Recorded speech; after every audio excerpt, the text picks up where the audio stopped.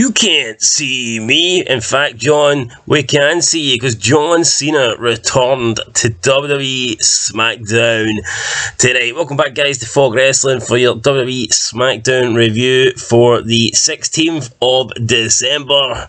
Only about, 9 more sleeps before the big man arrives. And I don't mean John Cena, I mean Santa Claus, but here, John Cena is travelling the world. John Cena is everywhere. He's probably been to more places than Santa Claus, let's be honest. And we got his return tonight. Wasn't quite in the arena. He appeared via Titantron, so I guess he has stolen The Rock's gimmick, the whole via satellite thing. But here, seeing Cena on a satellite is better than seeing 99% of other people in actual person. So I'll take satellite Cena. If I want it to be his new gimmick, then so be it.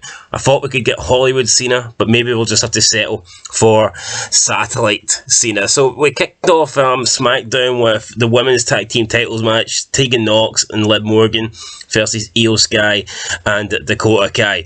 Waste of time, in my opinion. I felt like SmackDown were trying to make this show important because throughout the entire night they were hyping things up, which is, I guess it's good. It gives it a more important feel, but it's hard to make shit stuff feel important. And this women's tag team match, man, it's not good. Tegan Nox, I made a rant earlier about why is Triple H bringing back all these nobodies, and Tegan Nox is just someone that didn't need to be brought back. Honestly, she offers nothing, and I find it weird that she gets brought back and just pushed into like a tag team title match with Liv Morgan. I don't understand it. I don't get it, but whatever. She comes back, they have the match, and a masked person comes out. So someone comes out and just boots Tegan Nox, and that leads to Io Sky getting a moonsault, and she hits it 1, 2, 3. Damage Control can retain the titles.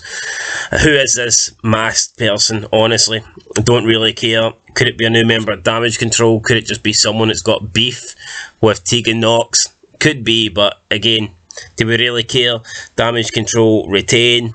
I mean, it's nice to start off the night with a title match, but it's a title that means absolutely nothing, so, you know, it's not really nice. Then, after the match, we see a video package. Cole shows us the package. It's the WWE Intercontinental Champion Gunther, and they're hyping it up with Ricochet. So it's basically Gunther just saying, the ring's sacred, I will beat Ricochet. I mean, who cares? Gunther's a big boring bastard at the end of the day, talking about sacred rings and this and that. I mean, get a bit of a personality, mate. He's got the worst, in-ring style I think I've ever seen. Just a big guy that plods about, does fucking wrestling moves. I mean, Gunther legit wrestles like he belongs in the fucking 1960s, man. Honestly, this guy, I don't know how people like this guy in 2022, just does not suit this era. And the gimmick's completely gone. At least when McMahon brought him in, you felt like there could be something there with like the German Nazi boat. I felt like maybe we could have seen like a dictator style gimmick. We've seen him slapping the shit out of Ludwig Kaiser every time he lost, so I was thinking, you know what, maybe we're going to get something good with Gunther, but nah, since Triple H took over, it's just been a big guy that, you know, likes to wrestle and treats the ring like it's sacred. Boring. Absolutely fucking boring. Then Cole shows us a QR code from last week where LA Knight was like kidnapped by Bray Wyatt. Then Bray Wyatt gets called out by LA Knight. LA Knight says that he knows it's Bray Wyatt and he doesn't care what mask Bray has to put on or what costume he has to put on. He wants him to come down to the ring and he's going to kick his ass. Bray Wyatt comes out and says, "Hey, LA Knight, you don't want this." Bray Wyatt then gets in the ring and LA Knight beats the shit out of him, which is pretty cool. And while he's beating the shit out of him, we see Uncle Howdy on the Titantron, and then Uncle Howdy actually comes out to the top of the ramp, so we get to see him in person. So all of a sudden, this ain't Bray Wyatt, this isn't a person in his imagination, there's actually two people involved. So you got Bray Wyatt and someone else. Who could Uncle Howdy be? I guess we'll find out. Some people are saying Bo Dallas. Are we really supposed to mark out over fucking Bo Dallas? I don't believe in Bo Dallas, that is for sure. But I mean, the LA Knight Bray Wyatt thing, it was okay, don't get me wrong, it was decent, but I feel like it's just been going on too long. I think they need to speed up the process and get to the end game. Then we see Sami Zayn and the Usos backstage. Sami Zayn's got a haircut. He's looking suited and booted, man. He's looking pretty good. And Jimmy tells him that he's going to be, or Jay tells him that he's going to be inducted into the Bloodline for real tonight. He's going to drop the honorary tag and he's going to be made a full-blown Us. Sami Zayn leaves. He's excited. Then Jimmy tells Jay that maybe he shouldn't get his hopes up because he doesn't know if Reigns is going to do it or not. But Jay thinks that no, 100% it's going to happen. Tonight's going to be a good night for the Bloodline. And Sami Zayn is going to get welcomed in. Then what else did we get after that? We got another hype for the IC title match. So they're really hyping this thing, man. They really want you to believe that it's a big deal. And it should be a big deal, don't get me wrong. I mean, the IC title should mean a lot. But at the end of the day, they're just hyping it up so much because the world titles have been held hostage. So I mean, it is what it is. Plus, it's Gunther versus Ricochet. How can you fucking hype this up? How can this be a mega match, man? It's two mid-card guys at best. Honestly, man. Then we get the match, and you know what? It was decent. It was pretty good. We had Gunther kicking out of moves, then he dominated. Ricochet kicked out the powerbomb. Ricochet hit his 450 off the top rope. For a minute, I thought he was going to win, but he didn't. And then Gunther hits his new finishing move. I think he called it the last sympathy. So there you go. And he hits that and he gets the 1, 2, 3. Then we have Imperium come out. They beat down Ricochet. Then Braun Strowman makes a save. Roar! Big monster Braun. Big fucking retarded Braun comes out. And, he just chases them away. Then Braun starts getting the crowd to cheer for fucking Ricochet. So, this monster, he's being a cheerleader, essentially, for a vanilla midget. What a guy. What a fucking guy. Then we see Jimmy enter the Bloodline's locker room. He greets Solo, Heyman, and Reigns. He asks Reigns what's his plans for tonight, but Reigns won't say to Jimmy. Jimmy says to ask Reigns, is he really going to leave him in the dark? Jimmy says if Reigns is going to make Sami tonight, he's with it, because honestly, Sami is his friend. He likes Sami Uso, but he also says he loves his family, he loves the Bloodline, he loves Reigns, he loves us, and if Reigns doesn't want to make Sami a part of that because of his past with Kevin Owens, then Jimmy is cool with that. Then when Jimmy leaves, Reigns tells Heyman to get Adam Pearce, and Heyman just takes out his phone and goes, call Pearce.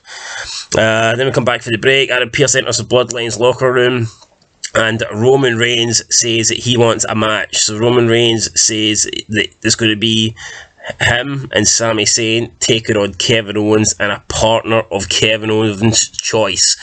Pearce suggests to do this at the Rumble, but then Heyman says, what about if we do it in 2 weeks' time, live on network TV, live on Fox? And apparently this is to try and get Adam Pearce in the good books, because people are not happy with him after firing Bobby Lashley. So Adam Pearce agrees to this. He's happy to make the match. It's a big match for SmackDown, and we don't know who Kevin Owens' partner is going to be.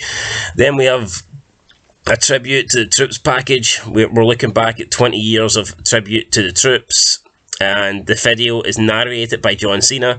And I just feel like, I mean, back in the day, the Troops got to see fucking stars. I mean, Austin used to go out and all these like legends, and you look at it now, I mean, do the Troops really want to get visited by people? Like, do the Troops really want Ricochet to come out and shake their hand? Probably not. Then we got, and back in the day, they used to get the fucking divas as well, Braham panties and all this shit. I mean, what do they want? Do you think the Troops really want to come out and fucking have Dewdrop perform for them? No, they don't. Then we get the number 1 contender triple threat match. Legado del Fantasma versus the Viking Raiders versus Hit Row, and I can't believe it, but Shit Row actually win this one, so I don't get it. Viking Raiders come back. They've lost already. Legado del Fantasma have been jobbed out time and time again since getting called up to the main roster, and they've put the team over that has fucking zero chance of doing anything ever.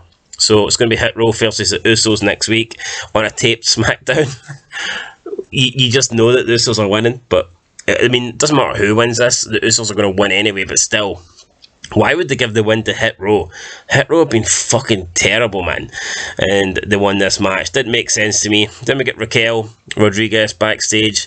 We're getting a number 1 contender gauntlet match. She says the doctor has advised her to take caution, but she wants to be in the match. Shayna Baszler and Ronda Rousey attack her, and then they throw ice at her and they say, here, put ice on it, this will make it better. Probably the best way to use Ronda Rousey rather than have her cut a promo or anything like that. But I mean, Ronda Rousey's the champ and she literally appears for like fucking 15 seconds. A bit stupid if you ask me, but is what it is. Then we come back from the break and the Bloodline come out to the ring. Roman Reigns, Solo Sikoa, Sami Zayn, Heyman, and the tag team champions Jimmy and Jay. When they get in the ring, Reigns doesn't like Chicago, so Reigns ain't really happy about Chicago. Then he says tonight was supposed to be a good night for Sami, but it's not going to be a good night anymore because he's got a problem. He says he's got a problem with Kevin Owens, and if Sami Zayn has a problem with Kevin Owens, then Roman Reigns has a problem with Kevin Owens, and the Bloodline have a problem with Kevin Owens. So then he talks about his tag team title, the tag team match that he is now got made for December 30th. Reigns tells Sami it's going to be those two, him and Sami, versus Kevin Owens and a partner of his choice. They make fun of the fact that Owens doesn't have any friends, so they don't think Owens can get a partner. And then Sami Zayn goes, yeah, he's got no friends. He's like, I'm sick of him being a problem. Sami says that he is Kevin Owens' only friend, and then he kind of like lets this slip, and Roman Reigns ain't pleased, but Sami goes, it's a slip of the tongue. He didn't mean it. Sami says that Owens is a cancer. And then, before anything else can really happen, John Cena interrupts from the big screen. Big Match John is back. Cena goes on and he says he was surprised that he received a text message from Owens. Owens pointed out to Cena that he's had a match with WWE for the past 20 years, for every single year, except this year. Then Owens sent a bunch of like cute emojis to Cena and asked him if he wants to be his partner on December 30. Cena says he's running out of chances for matches in 2022, and he's been offered a main event match that can't be missed. And he says, hell yes, he will be there. Hell yes, he will be Cena Owens' partner. And hell yes, they will bring it to the Bloodline. Cena then goes on to say that the Bloodline has been naughty, but it will be nice when Cena Claus comes to town. Cena's music then starts up and the Bloodline like look on. Reigns has got a smirk on his face and laughs. Cole confirms that Cena and Owens versus Reigns and Sami Zayn for the final SmackDown of 2022. And then Sami's a bit worried as SmackDown goes off the air. But I mean, great to see Cena back. Great that we're going to get Cena in a week's time. Looking forward to Cena. Getting more Cena is not a bad thing. More Cena is definitely a good thing. It's just a shame that we get him in like, you know, really small doses and small quantities these days, but I mean, I'll take what we can get. Cena and Owens versus Sami and Reigns, and I think Cena and Owens will win. I actually think they will win, and this will probably be the end of Sami Zayn in the Bloodline. But you know what? SmackDown was alright tonight. The IC title match was pretty decent. The main event segment was not bad. It got good when Cena appeared. It was alright. It was probably one of the best main roster shows I've seen in quite a while. If I'm being honest, you know what? I'm going to give it the Bloodline stuff throughout the night was pretty good, to be honest. I felt like when they were talking about like inducting Sami Zayn into the Bloodline, it felt a bit like Sons of Anarchy, and they're talking about patching him in. So no, I like that. It was good. You know what? I'll give it a 4 out of 10, guys. It's getting a 4 out of 10 for me. That's a good rating in my opinion. Can he beat a 4 out of 10? As Bret Hart would say, 4 out of 10. And that's it. I'll catch you in the next one. Leave a like, leave a comment, subscribe, and I will see you later. Till next time though. Peace.